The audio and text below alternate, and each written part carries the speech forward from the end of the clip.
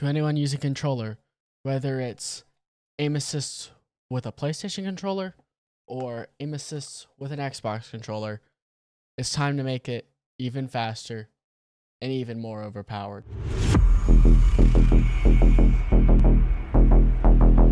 Hey guys, what's going on? It's Chamber here, and today I will be showing you how to overclock your controller. Now this will work for anyone, a PlayStation 4, PlayStation 5, Xbox One, or the new next-gen Xbox Ones controllers. This will even work for second-party controllers as long as they're any second-party controller, but many second-party controllers are based already off of the same PCB designs. Now, what does this mean? Now, what this means is that you will literally be kind of locked down. So, just to say, these Xbox One controllers are limited to about 250 hertz, which is significantly slower. The PlayStation 4 can do about 1,000-ish. This one can do over 1,200. This is the fastest controller. So let's say you're getting a SCUF, an AIM controller, I don't know, whatever custom controllers are made. I don't know anymore. Those ones based off the PS5 have the lowest input delay. That means they will be able to hit very fast. So for example, think about it. An Xbox at 250 versus a PlayStation 5 at 1250 is literally 5 times faster with the PlayStation 5. You will be able to react and go 5 times faster. But obviously it's not like that out of the box.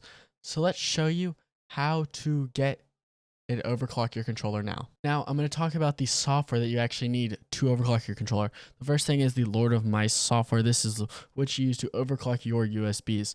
Now this just overclocks the USBs. So let's say I unplug this controller and I plug it into a different PC. You have to re-overclock it. Even if you plug it into a different USB port, you're going to have to re-overclock it. So just remember that. So what we're going to do now is you want to install this. Obviously, if you're on a PlayStation controller, you can also install DS4. This is not needed at all. This is just basically like, let's say you want to do some customizations, like set custom trigger points. You can do all of that. Also, if you want to actually test it, you will need, on a PlayStation, you will need DS4 to emulate to a 360, and then you can check the polling rate. But Xbox just kind of works.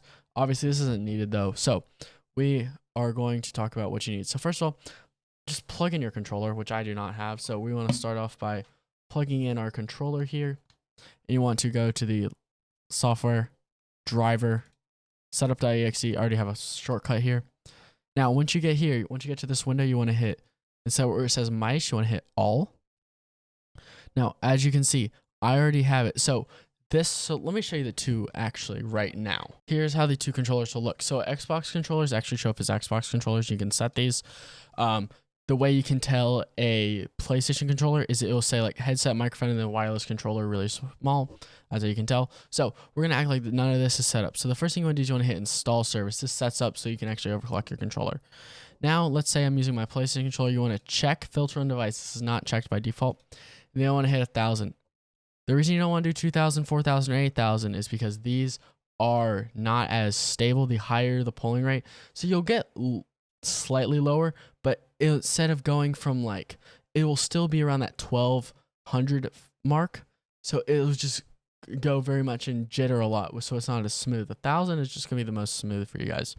The Xbox Elite controller, I know I said 250 is the max, but 1,000 still performs well. We'll do the same thing, just restart now. This will restart the USB ports for you guys, and then just give it a little bit of time. Obviously, sometimes you do actually need to reconnect the controllers. So reconnect them, plug it back in, and then hit OK, and boom, there it is. Same thing. You see, just had that little thing. It's weird, but it does it sometimes. Now, if you're interested in actually testing the input delay, you're gonna have to use DS4. Remember, only use DS4 on a PlayStation 4, PlayStation 5 controller if you want something like custom, like trigger actuation kind of, which is really nice actually. This does not give lower input delay at all. Now, and then you can also use it if you do emulate to a 360. I wouldn't recommend keeping it, but then you can actually test your input delay here. Let me know down in the comments down below next to the subscribe and the like button in the link to join my Discord, subscribe to my Patreon. If you guys are interested, you guys can actually check out and just let me know what kind of controller you're using, what kind of polling rate you're able to get. But if you guys did enjoy this video, hit that like button. Subscribe if you guys are new. If you guys are interested in getting even lower input delay and even higher FPS, make sure you hit the link down below. Go to my website and then click PC optimization. I do offer a full service to fully overclock your PC. If you want to support me a little bit more, feel free to check out the Patreon. If you enjoyed the video though, hit the like button, subscribe, join the Discord. Maybe we're always having fun in there. So we were literally talking about controllers earlier. There's like DualSense X. Don't use that. That's trash. Literally does nothing that the DS4 doesn't already do. But yes, hope you guys enjoyed. Peace.